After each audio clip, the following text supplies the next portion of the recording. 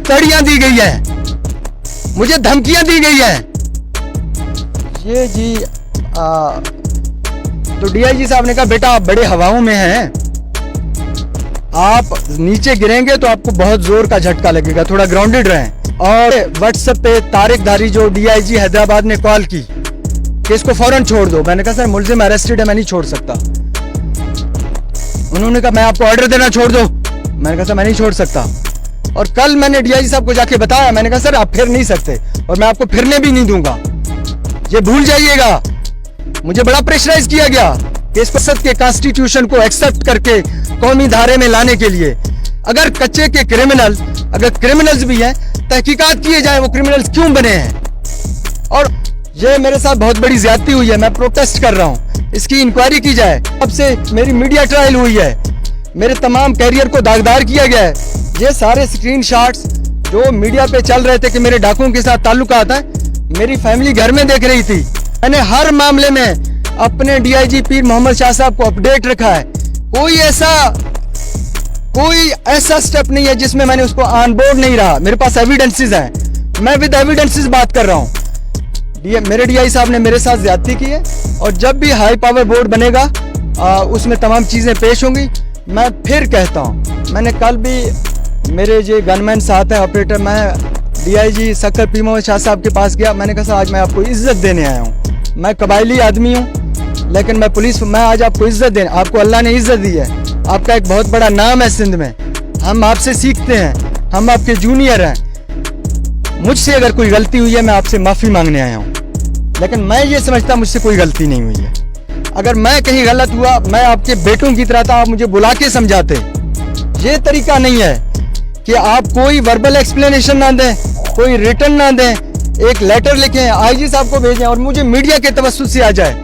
मैं फिर आईजी साहब से, मेरी मीडिया ट्रायल हुई है, मेरे तमाम कैरियर को दागदार किया गया है।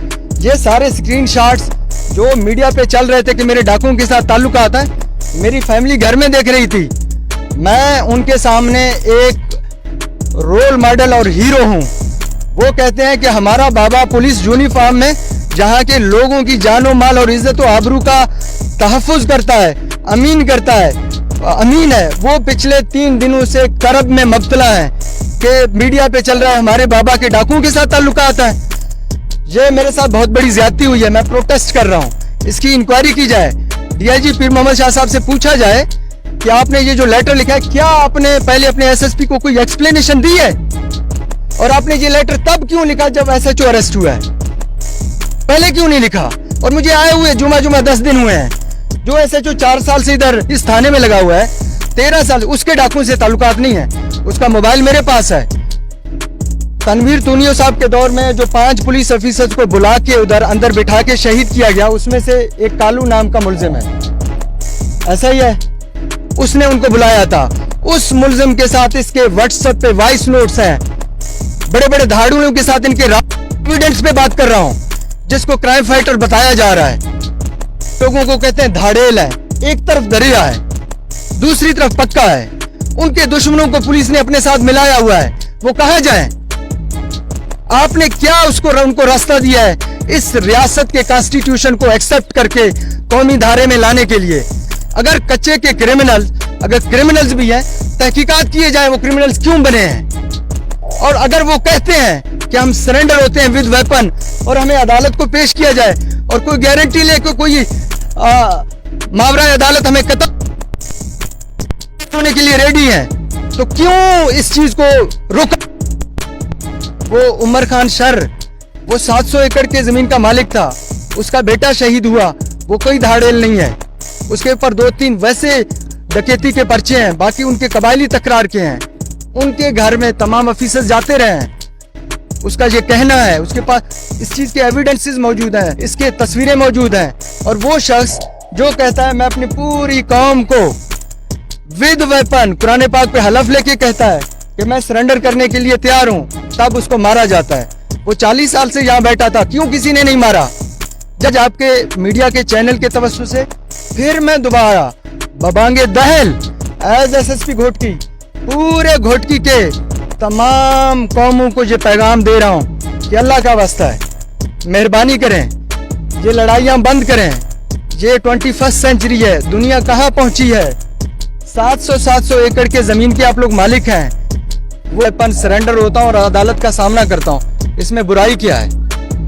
पेट्रोनेज और सरपरस्ती देना ये बहुत बड़ा सवालिया मार्क है, और इस पे जब भी इंक्वायरी होगी तो बड़े बड़े चेहरे बेनकाब होंगे कि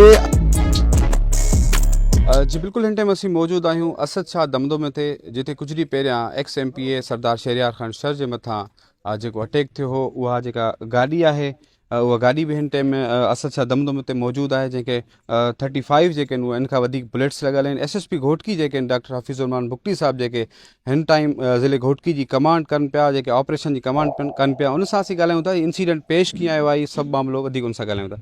सर बताइएगा ये वाक़या कैसे पेश हुआ कि सरदार शहरयार शर के ऊपर ये कातराना हमला हुआ? देखिए Mazhar, thank you very much for your time. ये जो जहाँ पे हम खड़े हैं, ये वो गाड़ी है जिस पे शहरयार अहमद खान शर अपने कज़न अली मोहम्मद शर और अपने गनमैन और ड्राइवर के साथ जा रहे थे। ये गाड़ी जहाँ पे खड़ी है ये असद शाह दमदमा है, पीछे पुलिस पिकेट है, और जो क्राइम सीन है जिस पे अटैक हुआ है वो 1 किलोमीटर तकरीबन नीचे है। ये हम कच्चे के बंद के ऊपर ठहरे हुए हैं, और ये वो बंद है जिस पे पुलिस पिकेट्स लगी हुई हैं, और वो जो क्रिमिनल्स की मूवमेंट भी हुई है वो इसी बंद को क्रॉस करके हुई है, और इसी थाने की ज्यूरिस्डिक्शन में हुई है, और दिन के वक्त हुई है। सारी प्लानिंग और उनका इधर आके पहुंच जाना, इधर जमा हो जाना, फिर इसको एग्जीक्यूट करना, फिर सक्सेसफुली निकल भी जाना, this is a big question mark on the local police.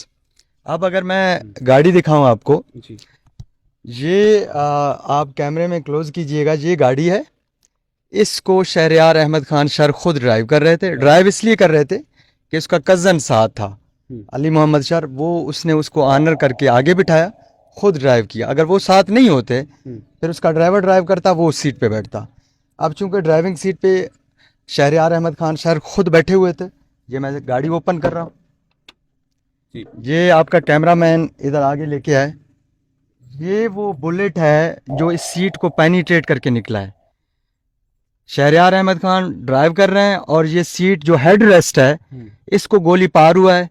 कैसे बचा है, ये अल्लाह पाक ने एक मुआवजा, एक वो आप कहें, या उसकी माँ बाप की दुआएं हैं, या अल्लाह ताला ने हमारे ऊपर रहम किया। पार किया होगा इसको? नहीं, ये डायरेक्शन नहीं है। ये इस तरह भी गोलियां लगी हुई हैं साइड पे, इधर भी लगी हुई है। ये सीट बेसिकली इस ड्राइवर को भी उन्होंने अटैक किया है। टायर पंक्चर हैं, ये बुलेट लगा हुआ है, ये बुलेट लगा हुआ है, ये राइट साइड पे उन्होंने अटैक किया। अब आप मेरे साथ चलें, ये गाड़ी का बैक साइड है, ये गाड़ी के बैक साइड पे आप देखें, बैक साइड पे भी बुलेट्स लगे हुए हैं, ये बुलेट है, ये बुलेट है, तो बैक साइड पे भी गाड़ी पे उन्होंने अटैक किया हुआ है। अब आगे आ जाएं आप लेफ्ट साइड पे गाड़ी के, ये हम गाड़ी के लेफ्ट साइड पे आ गए। ये जी आर पार है, शीशा अब नीचे है, शीशा ऊपर होता तो उसमें वो नजर आता, बल्कि शीशा टूटा हुआ है, बिल्कुल पूरा शीशा ही बरस्ट कर दिया गोलियों ने। ये शीशा टूटा हुआ है, एग्जिस्ट ही नहीं करता। तो लेफ्ट साइड पे भी गाड़ी पूरा छलनी हो चुका है। ये जी पैसेंजर वो जो जाना सेकंड सीट है, इस पे उनका कज़न अली मोहम्मद शर बैठा हुआ था। लेफ्ट साइड पे ये भी गोलियां लगी हुई हैं, और मैं सीट ओपन करूं, वो उस जो है ना वो चप्पल उसका पड़ा हुआ है एज इट इज़, हमने चेंज नहीं किया क्राइम मैंने का इन्वेस्टिगेशन के लिए। और ये आप इसको कवर करें, ये अली मोहम्मद शर जहाँ पे बैठा हुआ था, ये गोलियां ये पेनिट्रेट होके ये निकली हैं, और फ्रंट पे भी जो है ना ये गोलियां, मतलब ये चारों तरफ से घेर के उन्होंने ये अटैक किया। और अटैकर्स ने जो प्लान किया व्हाट्सोएवर, उनका ये था, अगर ये गाड़ी का मुआयना कोई भी जी शऊर आदमी करे तो ये गाड़ी चीख चीख के बता रहा है कि प्लान ये था कि कोई ना बचे, यानी गाड़ी में जितने ही लोग हैं वो सारे खत्म हो जाए, सारे मारे जाएं। और बड़ा प्लान करके बैठ के ये अटैक किया गया। इन केस अगर सारे मारे जाते तो सिनेरियो बड़ा चेंज होता, और हो सकता है कि फिर बड़े प्रॉब्लम्स क्रिएट होते मेरे लिए भी। मैं अल्लाह ताला का बड़ा शुक्र अदा करता हूँ कि अल्लाह ताला ने बड़ा करम किया कि सरदार शहरयार अहमद खान शर ex MPA provincial Sindh assembly, वो इस अटैक को सरवाइव कर गए, और अब वो ख़ुद इस केस के जो है ना उनकी फैमिली कंप्लेनेंट है और वो विटनेस हैं, वो अपना केस कंटेस्ट कर रहे हैं। और उसने जो एफआईआर दी है उसमें उन्होंने मेरे सब इंस्पेक्टर SHO रोंती को भी नॉमिनेट किया, जिसको हमने अरेस्ट किया। वो पुलिस कस्टडी में है। सेफ्टी के लिए IG साहब सिंध सर गुलाम नबी मेमन साहब की डायरेक्शन पे उसकी कस्टडी सक्खर को हैंडओवर की गई, लेकिन उसकी इन्वेस्टिगेशन अभी भी घोटकी पुलिस के पास है, जिसको SHO कंबड़ा जो है ना उसकी इन्वेस्टिगेशन कर रहे हैं। बिल्कुल मेरे जो है ना, मैं बड़ा प्रोफेशनल पुलिस ऑफिसर हूँ लेकिन ये है मेरा जो मीडिया ट्रायल हुआ है मैं खामोश रहा हूँ। आज आके मैं जहाँ आया हूँ उस FIR के 17 मुल्ज़मान का क्रिमिनल रिकॉर्ड मेरे पास मौजूद है, वो मैं आपसे शेयर करूँगा। एक इश्तिहारी SHO के साथ कैसे रब्ते में रह रहा है और उसी दिन रह रहा है जिस दिन वारदात हो रही है, वो सबको इधर बिठा रहा है। ये तमाम सवालिया निशान है। आपके तवज्जुह से मैं चाहता हूँ कि तमाम लोगों को पता चले हकायक क्या है। आज आपके मीडिया के चैनल के तवज्जुह से फिर मैं दोबारा बबांगे दहल एज SSP घोटकी पूरे घोटकी के तमाम कौमों को ये पैगाम दे रहा हूँ कि अल्लाह का वास्ता है, मेहरबानी करें, ये लड़ाइयाँ बंद करें। ये 21st सेंचुरी है, दुनिया कहाँ पहुँची है। 700 एकड़ के ज़मीन के आप लोग मालिक हैं। वो उमर खान शर वो 700 एकड़ के ज़मीन का मालिक था, उसका बेटा शहीद हुआ, वो कोई धाड़ेल नहीं है। उसके ऊपर 2-3 वैसे डकैती के पर्चे हैं, बाकी उनके कबायली तकरार के हैं। उनके घर में तमाम ऑफिसर्स जाते रहे हैं। उसका ये कहना है, उसके पास इस चीज़ के एविडेंसेस मौजूद हैं, इसके तस्वीरें मौजूद हैं। और वो शख्स जो कहता है मैं अपनी पूरी कौम को विद वेपन कुरान पाक पे हलफ लेके कहता है कि मैं सरेंडर करने के लिए तैयार हूं, तब उसको मारा जाता है। वो 40 साल से यहां बैठा था, क्यों किसी ने नहीं मारा? जब उसने कहा कि मैं अमन की बात कर रहा हूं, मैं सरेंडर हो रहा हूं, उसको मारा गया है। ये बहुत बड़ी ज्यादती है। मेरी अरबाब अख्तियार IG Sindh sir Ghulam Nabi Memon, Murad Ali Shah sahab, chief minister Sindh Ziaul Hassan Lanjar sahab, home minister Sindh, president of Pakistan Asif Ali Zardari, उनसे मेरी ये रिक्वेस्ट है एक हाई पावर बोर्ड बनाया जाए, इस तमाम चीज़ की तहकीकात की जाए कि मुझसे कहाँ गलती हुई है। मैंने हर मामले में अपने DIG पीर मोहम्मद शाह साहब को अपडेट रखा है। कोई ऐसा स्टेप नहीं है जिसमें मैंने उसको ऑन बोर्ड नहीं रहा। मेरे पास एविडेंसेस हैं, मैं विद एविडेंसेस बात कर रहा हूँ। मेरे DI साहब ने मेरे साथ ज्यादती की है और जब भी हाई पावर बोर्ड बनेगा उसमें तमाम चीज़ें पेश होंगी। मैं फिर कहता हूँ, मैंने कल भी मेरे जो गनमैन साथ हैं ऑपरेटर, मैं DIG सक्खर पीर मोहम्मद शाह साहब के पास गया। मैंने कहा आज मैं आपको इज्जत देने आया हूँ। मैं कबायली आदमी हूँ लेकिन मैं आज आपको इज्जत देने, आपको अल्लाह ने इज्जत दी है, आपका एक बहुत बड़ा नाम है सिंध में, हम आपसे सीखते हैं, हम आपके जूनियर हैं। मुझसे अगर कोई गलती हुई है मैं आपसे माफ़ी मांगने आया हूँ, लेकिन मैं ये समझता मुझसे कोई गलती नहीं हुई है। अगर मैं कहीं गलत हुआ, मैं आपके बेटों की तरह था, आप मुझे बुला के समझाते।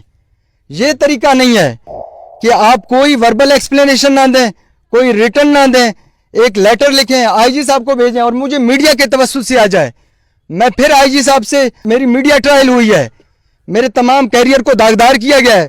ये सारे स्क्रीनशॉट्स जो मीडिया पे चल रहे थे कि मेरे डाकुओं के साथ ताल्लुकात हैं, मेरी फैमिली घर में देख रही थी। मैं उनके सामने एक रोल मॉडल और हीरो हूं। वो कहते हैं कि हमारा बाबा पुलिस यूनिफॉर्म में यहाँ के लोगों की जानो माल और इज्जत व आबरू का तहफ़्फ़ुज़ करता है, अमीन है। वो पिछले 3 दिनों से करब में मुब्तला है कि मीडिया पे चल रहा है हमारे बाबा के डाकुओं के साथ ताल्लुकात है। ये मेरे साथ बहुत बड़ी ज्यादती हुई है, मैं प्रोटेस्ट कर रहा हूँ। इसकी इंक्वायरी की जाए, DIG पीर मोहम्मद शाह साहब से पूछा जाए कि आपने ये जो लेटर लिखा है, क्या आपने पहले अपने SSP को कोई एक्सप्लेनेशन दी है? और आपने ये लेटर तब क्यों लिखा जब SHO अरेस्ट हुआ है? पहले क्यों नहीं लिखा? और मुझे आए हुए जुमा 10 दिन हुए हैं। जो SHO 4 साल से इधर इस थाने में लगा हुआ है, 13 साल, उसके डाकुओं से ताल्लुकात नहीं है। जो कच्चे के लोगों को कहते हैं धाड़ेल है, एक तरफ दरिया है, दूसरी तरफ पक्का है। उनके दुश्मनों को पुलिस ने अपने साथ मिलाया हुआ है, वो कहां जाएं? आपने क्या उनको रास्ता दिया है इस रियासत के कॉन्स्टिट्यूशन को एक्सेप्ट करके कौमी धारे में लाने के लिए? अगर कच्चे के क्रिमिनल्स भी हैं, तहकीकात किए जाए वो क्रिमिनल्स क्यों बने हैं। और अगर वो कहते हैं कि हम सरेंडर होते हैं विद वेपन और हमें अदालत को पेश किया जाए और कोई गारंटी लेके कोई मावरा अदालत हमें कत्ल होने के लिए रेडी है, तो क्यों इस चीज को रोका? कारी साहब खुद इंक्वायरी करें, मैं हाजिर हूं इस तमाम चीज को एक्सपोज करने के लिए।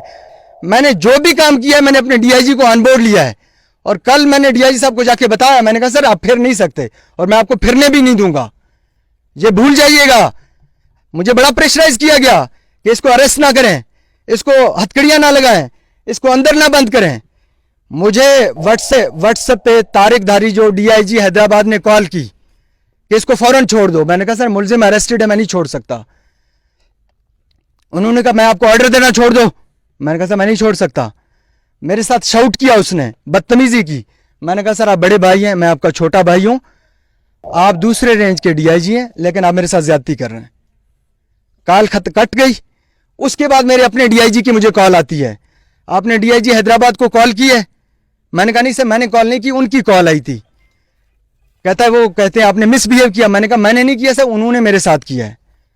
तो डीआईजी साहब ने कहा बेटा आप बड़े हवाओं में हैं, आप नीचे गिरेंगे तो आपको बहुत जोर का झटका लगेगा, थोड़ा ग्राउंडेड रहें और ग्राउंड रियलिटीज को फेस करें। आपका कैरियर का स्टार्ट है और आप अपना सोशल कैपिटल जाया ना करें। मैंने कहा सर आप मेरे छोटे भाई हैं। मैंने कहा सर मैं आपको बड़ा भाई समझता हूं। ठीक है बेटा, कॉल कट गई। नासिर आफ्ताब पठान साहब इंक्वायरी करने आए, शकूर लाखों को लाया गया, तो शकूर लाखों के ने बाहर ये तमाम एसएचओज को बताया, विटनेस मेरे पास मौजूद है, कि मैं डीआईजी हैदराबाद तारिक धारीजो के साथ कॉन्फ्रेंस कॉल पे था व्हाट्सएप पे। उसने कहा आप रुके, आप देखें मैं एसएसपी घोटकी के साथ क्या करता हूं। उन्होंने मुझे कॉल की। दूसरी तरफ वो मुल्जिम एफआईआर का 780 का मुल्जिम है, उसको कॉन्फ्रेंस कॉल पे लेके मुझे तड़ियां दी गई है, मुझे धमकियां दी गई है।